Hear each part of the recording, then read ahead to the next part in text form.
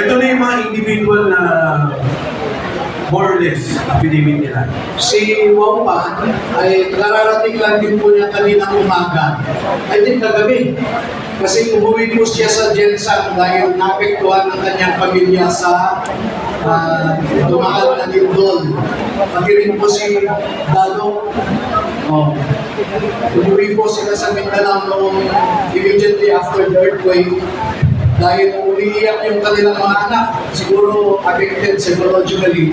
So, dumating po sila kagabi, hindi ko po natapos yung affidavit nila. So, kung ano lang yung natapos ko, base sa una nilang kwento, ay yun ang babasahin siguro niya. Bounce.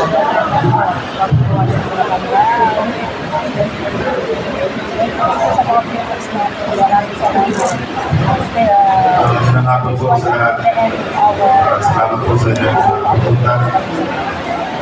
Ako po si Rosbert Makasasa, Pilipino, nasa Gulang at tinitirahan sa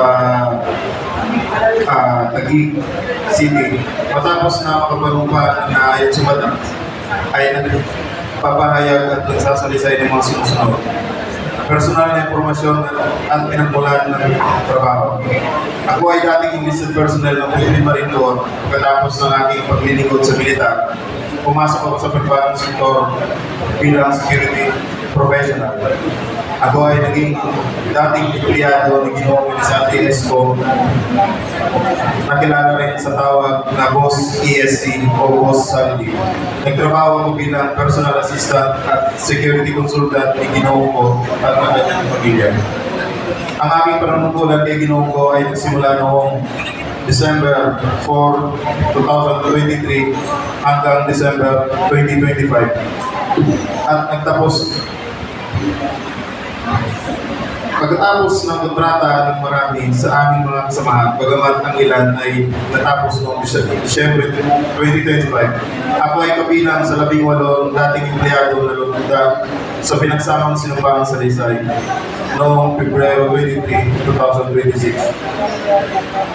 Kasama ko sa hanay ang iba pang dating enlisted personnel ng Philippine Marine Corps at magkakasama kaming nagsilbi sa ilalim ng security organization ni Ginoong ko. Bilang bahagi ng aming natungkulin, kami ay inuutusan na mag-escort sa mga trusted executive assistant ni Ginoong ko tuwing sila ay magdi-deliver ng pera. Ang mga executive assistant na madalas naming samahan ay sina John Paul Estrada, Mark Tiksay, Joshua Cano at Kirby Paharilla. Sa loob ng aming grupo, ang operasyon ng paghahatid ng pera ay tinatawag naming basura at may katunayan po kami dito. May screenshot po kami ng message po na talagang basura po ang tawag namin sa pera. Later on siguro ipakita namin. Example po ng yung nasamahan pong hello. Example po nung nasa mga delivery kasama po si Top Orly or Gutesa po, yung unang lumabas sa amin, is noong December 2023, nag-deliver po kami ng 52 na maleta po, ano po yun, sa 42 McKinley Road, bahay po ni dating speaker.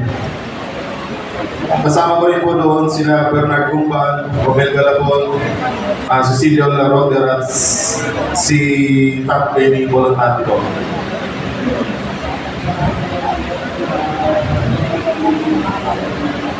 At saka yung isa pang nasaksihan ko po ay yung pagpunta po ni Secretary Amina Pangandaman sa Horizon Mall, na kumuha po siya ng 2 maleta.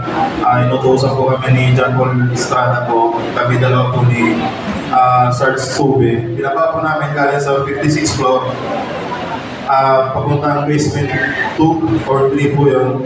Then tinarga po namin sa sasakyan ni Secretary Amina Pangandaman yung 2 small or medium size na maleta po. At saka kasama rin po ako sa lakad po ng investigator po ng ICC po nung unang pumunta sila dito noong December 2022. Yun lang po. Maraming salamat po.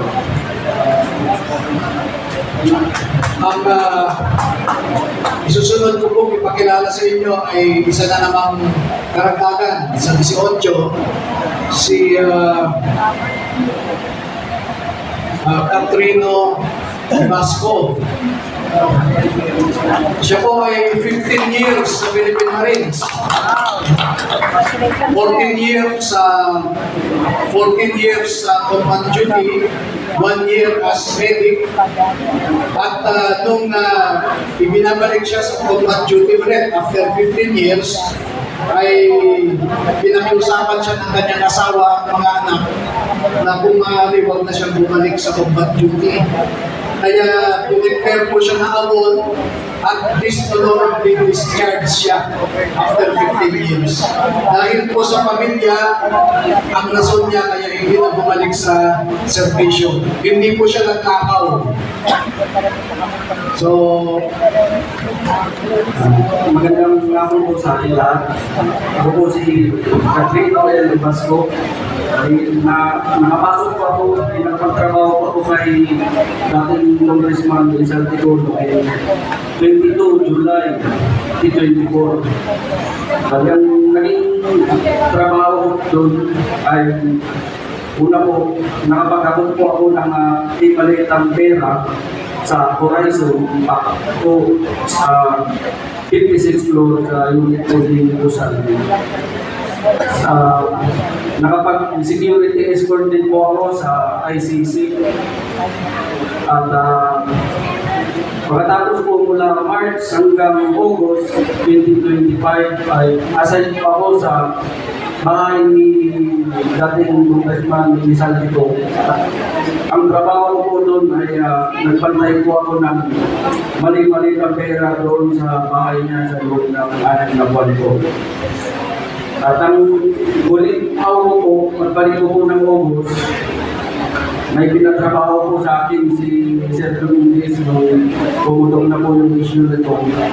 Pinatago po sa akin yung parang equipment po o machine na nakaka-receive po ng text and call na si Boss Aldi lang daw po ang meron doon sa si speaker. Tinago ko po yun doon po sa loob ng camp, pagitan doon ng mga ilang araw. Tapos pinalipat po sa akin sa bahay po ni Sir yung sa Fairview po. Yun lang po. Maraming salamat po. yung binabanggit